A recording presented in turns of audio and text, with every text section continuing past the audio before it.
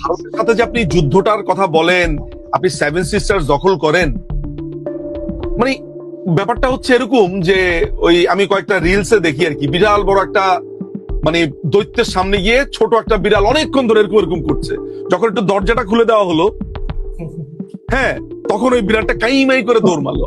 আমি আমার নিজেদেরকে বিড়াল বলছি না। দেখেন ভাই, ভারতের সাথে প্রথম ব্যাপার হচ্ছে আমি আমেরিকার সাথে যুদ্ধ করতে যাব কেন, ভারতের সাথে যুদ্ধ করতে যাব কেন? আমার 1,75,000 সৈন্য মনে হয় নাই, এরকমই সামথিং আমাকে একজন ডিজিএফআই অফিসার বলছিলেন আমাদের সৈন্য সংখ্যা কত, আমাদের আর্মি অফিসারই বা কত। আর সবচেয়ে বড় ব্যাপার হচ্ছে যে আমরা যে ভারতের সেভেন সিস্টার দখল করব, যদি ভারত সিরিয়াসলি আমাদের এইসব কথাবার্তা সিরিয়াসলি নেয়, ওরা যদিও আমাদের এইসব কথাবার্তা শুনে হাসে, ওরা আমাদের কথা সিরিয়াসলি নিলে কি হবে আপনি একবার কল্পনা করতে পারেন? আপনি একদিকে ভারতের আধিপত্যের কথা বলেন, অন্যদিকে আপনি 50,000 টন চাল আনেন, ডিম আনেন, চিনি আনেন, আজকে পেঁয়াজ আসছে লজ্জা। এই দেখেন দেখেন কি অবস্থা, 100 মতো, লজ্জা শরমের একটা এবং আজকে পেঁয়াজ আসার পরে দাম অর্ধেক কমে গেছে। মানে কিছু বলার নাই। এবং পেঁয়াজ কিনতে গিয়ে কেউ কোনদিন বলবে না এটা ইন্ডিয়ান পেঁয়াজ দিয়ে।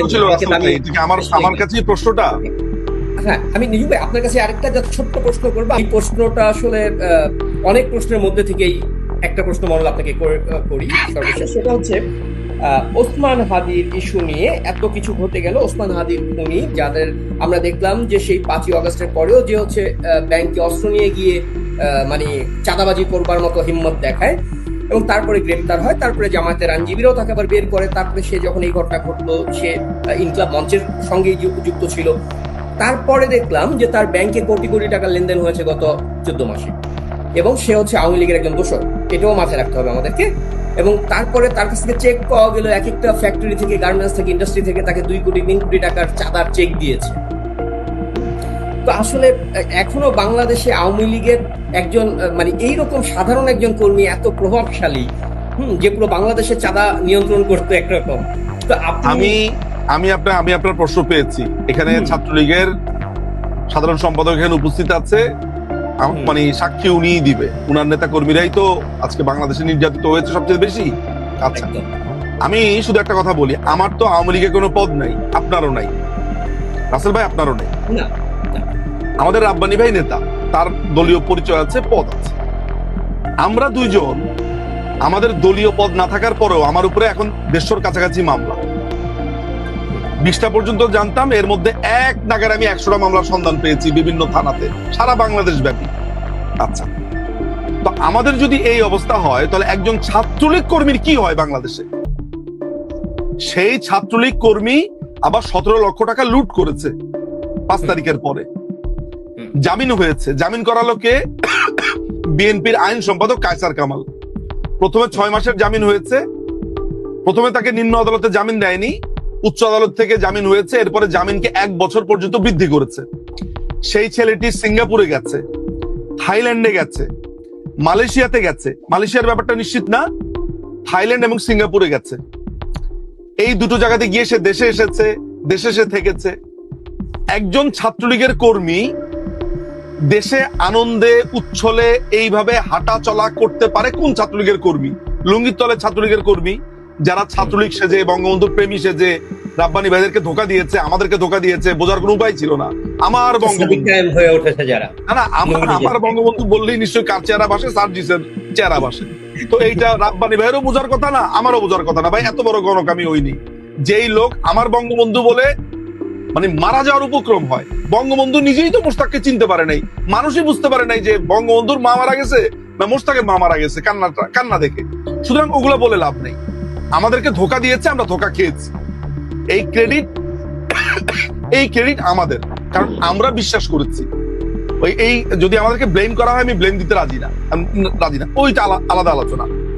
এখন সেই ছেলেকে আবার আপনি ইনকিলাব সংস্কৃতি মঞ্চেতে নিয়ে যাচ্ছেন, তার সাথে আলোচনা করছেন, সেগুলোর ভিডিও আমরা দেখেছি, আপনার সাথে প্রচারণাতে অংশ নিয়েছে।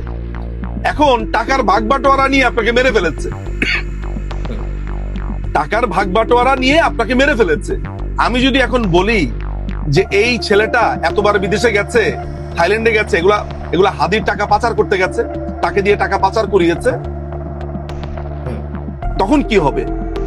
তো এখন যদি মনে করেন সাদেক কাইয়ুম, তারপরে হচ্ছে যে ফরহাদ, এস এম ফরহাদ, তারপরে হলো যে আপনার এটার নাম কি হাসনাত সার্জিস, এরাও তো ছাত্রলীগের কর্মী ছিল। এখন এখন তাহলে বলবেন যে ছাত্রলীগ করেছে এই যা মেহেম করেছে? না, যে আপনাকে ধোকা দিয়েছে আপনি 15ই আগস্টের পরে বলতে পারেন যে আওয়ামী লীগের লোকেরাই করেছে? না, ষড়যন্ত্রকারী। আপনার 1971 সালে যে মালিক মন্ত্রিসভা, কে আওয়ামী লীগ করতো না করতো এগুলো কোনো ম্যাটারই না, ম্যাটারটা হচ্ছে সে বেইমানি করেছে। আচ্ছা, সেই ক্ষেত্রে তো আমরা বলতে পারি যে বিএনপির নেতা জামাতে গেছে, না আখতারুজ্জামান তো বিএনপি থেকে বহিষ্কার হয়েছে, তারপরে গেছে জামাতে, তাকে তো আর আপনি বিএনপি বলতে পারবেন না এখন আর, তাই না ঘটনা? আচ্ছা, একই ব্যাপার, একই তো ঘটনা। সুতরাং এই পুরো ব্যাপারটা করা হয়েছে কি দুটো জিনিস। এরা খুব সুনিপুণ ভাবে হাদি নামে একটা ক্যারেক্টার তৈরি করেছে। যে কোনো মানুষ, ঠান্ডা মাথার মানুষ খালি জিজ্ঞেস করলেই হবে, আচ্ছা ভাই একটু বলতে পারবেন হাদি কিসের জন্য বিখ্যাত? হাদি কিসের জন্য এই কাজী নজরুলের পাশে গিয়ে শায়িত হয়েছে? তার একটাই গুণ ছিল, সে সাউয়া মাওয়া ছিঁড়া ফেলবে, এটা হচ্ছে তার ডায়লগ। সে হাঁটুর গিরায় মারবে, তার ডায়লগ হচ্ছে একে গালি দেওয়া। এবং আজকে একটা ভিডিও দেখলাম যেটা খুবই ভয়ঙ্কর। সে বলেছে, এটা একটু বেশি ভয়ঙ্কর আসলে। সে বলেছে 1971 সালে ভারত এবং আওয়ামী লীগের জন্য অনেক মানুষ মারা গেছে, অর্থাৎ মুক্তিযুদ্ধটা আমরা ফাউ করেছি। এই ভিডিও প্রতিশোধ নেবার সময় এখন এসেছে, এই কথাটাও ছিল সঙ্গে, সেটার প্রতিশোধ নেবার সময় এখন এসেছে। না, আমি বলি, আমার মনে হয় না যে আমার এই কথাটা শোনাতে খুব বেশি সময় লাগবে।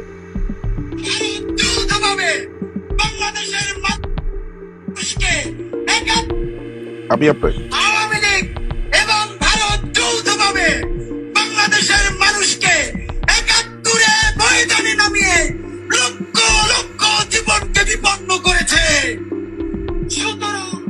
71 সালে ভারত এবং আওয়ামী লীগ লক্ষ লক্ষ মানুষকে মাঠে নামিয়ে তার পাকিস্তানি বাপদেরকে দৌড়ানি দিয়ে, মানে ওইটা ব্র্যাকেটের মধ্যে থাকবে, মানুষের জীবন বিপন্ন করেছে। অর্থাৎ আওয়ামী লীগ এবং ভারত নিজেদের সাথে যুদ্ধ করেছে, বাংলাদেশের মানুষের কোনো সমস্যাই আসলে ছিল না। এটা কিন্তু নতুন ন্যারেটিভ, একদম এইটা একদম কমপ্লিটলি নতুন ন্যারেটিভ। এই আমি শুনলাম মাত্র। সে বলেছে, আরে ভাই জুলাই তো হয়েছেই মুক্তিযুদ্ধের বিরুদ্ধে, এইটা শুনেছি। আজকে এই ভিডিওটা শোনার পরে আমার মাথায় হাত, এ তো দেখি মানে এ তো একটা কঠিন রাজাকারের বাচ্চা, কঠিন। এই রাজাকারের বাচ্চার শায়িত হয়েছে সে কাজী নজরুল ইসলামের পাশে। ওই যে আজম খান একটা কথা বলেছে, আমাদের লেখক আজম খান, ব্লগার আজম খান, যে লোকটার নাম ছিল দুখু মিয়া, সারা জীবন কষ্ট করেছে, মৃত্যুর পরেও সে মহা দুখু মিয়া হয়ে গেছে। আগে ছিল দুখু মিয়া, এখন মহা দুখু মিয়া, যে মৃত্যুর পরে একটু শান্তিতে শায়িত ছিল, পাশে দিয়ে একটা জঙ্গিকে শুইয়ে দিয়েছে, যাদের বিরুদ্ধে আজীবন তিনি কবিতা লিখেছেন। তো আলটিমেটলি ঘটনাটা যেটা হয়েছে সেটা হচ্ছে যে ওদের একটা ক্যারেক্টারের প্রয়োজন ছিল, যেমন আবু সাইদ ক্যারেক্টারের দরকার ছিল আন্দোলনের স্বার্থে। আর এখন যখন তারা চাঁদাবাজ, খুনি এগুলাতে পরিণত হয়েছে, তখন নিজেদের মধ্যে একটাকে মেরে একটা ক্যারেক্টারের প্রয়োজন ছিল। সো ক্যারেক্টার ওয়াইজ কাজ হচ্ছে, মেটিকুলাস ডিজাইন প্ল্যান। আইজিপি কালকে বলেছে যে আমরা কোনো সুনির্দিষ্ট রাজনৈতিক দলের কোনো সংশ্লিষ্টতা পাইনি হাদি হত্যাকাণ্ডের ক্ষেত্রে। তাহলে এতদিন ধরে যে আপনি বললেন যে আওয়ামী লীগ করেছে, প্রথমত মির্জা আব্বাস, এরপরে বাংলাদেশ আওয়ামী লীগ, এরপরে কিভাবে এখানে ভারত ঢুকে গেছে। ভারত কিভাবে এন্ট্রি নিল জানি না, তবে আমার ধারণা বাংলাদেশে যা কিছুই হবে এখন ভারতের উপর দিয়ে যাবে।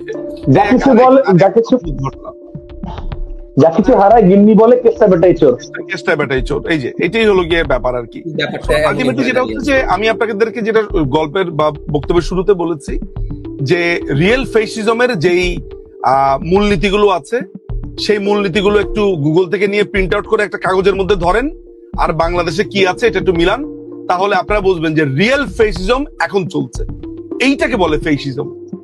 সেদিন লেফটেন্যান্ট কর্নেল কি যেন একটা লোকের নাম, সে বলছে পাড়ায় মহল্লাতে আপনারা ইউনিট গড়ে তুলুন, কে আওয়ামী লীগ করে, কে আওয়ামী লীগ করতো, কাদের ফ্যামিলি আওয়ামী লীগ করে সেগুলো লিস্ট করুন, তাদের প্রতিহত করুন। প্রতিহত মানে কি? ধরা যাক যে আমার ফ্যামিলি আওয়ামী লীগ করে, আমাকে কিভাবে প্রতিহত করবে? আমার বাসাতে এসে আমার সবাইকে মেরে দিয়ে গিয়ে, আমার চাচা, খালা, মামা কেউ যদি আওয়ামী লীগ করে তাদের বাড়িতে গিয়ে প্রতিহত করবে, মেরে ফেলবে? এই যে 40% ভোটার, কালকেই তো বের করলাম 3 কোটি সামথিং ভোট পেয়েছে 2008 সালে। হ্যাঁ, 3,23,00,000। আমি কালকেই সেটা বের করলাম। তো সেই 3 কোটি লোককে আপনি মেরে ফেলবেন? প্রতিহত মানে কি? ওদেরকে মেরে ফেলবেন আপনি? সো এইটা হচ্ছে ফেসিজম। বাংলাদেশ আওয়ামী লীগ তার কোনোদিন শাসন আমলে বলতে পারবে যে কোনো পত্রিকা তাদের কারণে কখনো বন্ধ হয়ে গেছে? কোনো পত্রিকা এই আক্রমণের কারণে ছাত্রলীগ করেছে বা অমুক লীগ করেছে, এরকম বলতে পারবে কেউ? বলতে পারবে না। আমি আপনাকে একটু আপনাকে কয়েকটা জিনিস দেখাই, পার্সপেক্টিভ দেখাই। আমাদেরকে মানে খুবই একটা শব্দে ট্যাগ করা হয়। রাসেল ভাই, কি শব্দে ট্যাগ করা হয় দেখি, বলেন আপনি। ভারতের দালাল, সুরেচারের দোসর, আমি যদি জাস্ট এই পার্টিকুলার জায়গাটা ধরে একটু আগাতে থাকি, ধরে আগাই, তাহলে আপনার প্রশ্নের উত্তর পাওয়া যাবে। ফেসিজমের মূল উৎপত্তি বা যেসব কনসেপ্ট আপনারা সবাই জানে যে মুসোলিনির ফেসিস্ট পার্টি, ইটালি সেই পার্টি, এবং উগ্র জাতীয়তাবাদ ছিল ফেসিজমের সবচেয়ে বড় অস্ত্র। বাংলাদেশের এই সংবিধানকে পরিবর্তন করে বাঙালি জাতীয়তাবাদ থেকে বাংলাদেশি জাতীয়তাবাদ কে করে? জিয়া রহমান। প্রথম বাংলাদেশ আমার শেষ বাংলাদেশ, জীবন বাংলাদেশ আমার মরণ বাংলাদেশ। এই গানটা কিন্তু কাইন্ড অফ মানে দেশপ্রেমের গান মনে হতে পারে, it's kind of A fascist song. আসলে কেন, সেটাতে আমি আসছি। ফেসিজমের মূলনীতি যেগুলো আছে সেটা হচ্ছে র্যাডিক্যাল জাতীয়তাবাদ। আমি ছাড়া আর কিচ্ছু নাই, আমার দেশ, আমার দেশ, আমার দেশ, বাকি সব খারাপ। ঠিক আছে, 1 নাম্বার। ফেসিজমের আরেকটা ব্যাপার হচ্ছে যে ফেসিজম একটা কাল্পনিক শত্রু বানায়। সে কখনো শত্রু বানায় হচ্ছে ইম্পেরিয়ালিজমকে বানায়, সে কখনো শত্রু বানায় হচ্ছে ওয়েস্টার্ন বুর্জুয়াকে বানায়, সে কখনো শত্রু বানায় হচ্ছে তার পাশের দেশকে বানায়, সে কখনো তার পুরনো সাম্রাজ্য ফিরে পাবে বলে যারা দখল করেছে তাদেরকে শত্রু বানায়। আমরা মুসোলিনি যেমন আপনার সে ইথিওপিয়া মনে হয় দখল করেছিল, তারপর হচ্ছে যে রোমান সাম্রাজ্যকে সে আবার পুনর্জাগরণ করবে। সে আরেকটা কাজ করে, সেটা হচ্ছে সামরিক শক্তি সে বৃদ্ধি করতে চায়, এবং তার আরেকটা বৈশিষ্ট্য হচ্ছে সে একটা কাল্পনিক শত্রুকে কল্পনা করে সাধারণ মানুষকে এটা বোঝাতে চায় ও তোমার শত্রু। এটা হিটলারের মধ্যে ছিল, এটা মুসোলিনির মধ্যে ছিল। এই যে এখন আমি কথাগুলো বললাম, এই কথাগুলো নিজুম মজুমদারের কথা না। কোনো মানুষ খালি বললেই হবে, এখন গুগলে গিয়ে বললেই হবে ফেসিজমের মূল নীতিগুলো কি কি, তাহলে আমার কথাগুলোই বের হয়ে আসবে। এখন হিটলার কি করেছে? হিটলার বলেছে যে ইহুদিরা সমস্যার মূলে, তাদেরকে নিধন করো, মারো, এবং জার্মান এগিয়ে যাবে, জার্মানের উপরে কিছু নাই, জার্মান খালি দখল করবে। এই তো হিটলার করেছে।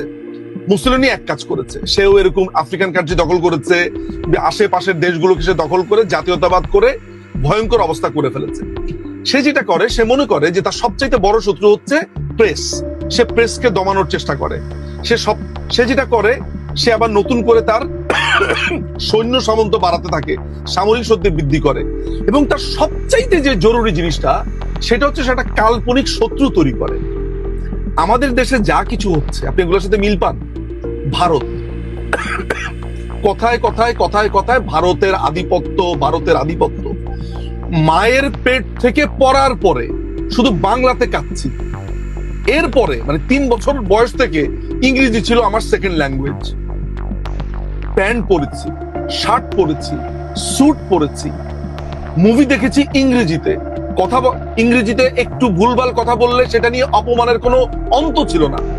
আমার বাবা আমাদের 5 জন শিক্ষক রেখেছে ইংরেজির উপরে, কেউ ক্রিয়েটিভ রাইটিং শিখাতেন, কেউ এটা শিখাতেন। এই যে যদি আধিপত্য হয় তাহলে তো এই দেশে হচ্ছে মার্কিন ইঙ্গো আধিপত্য।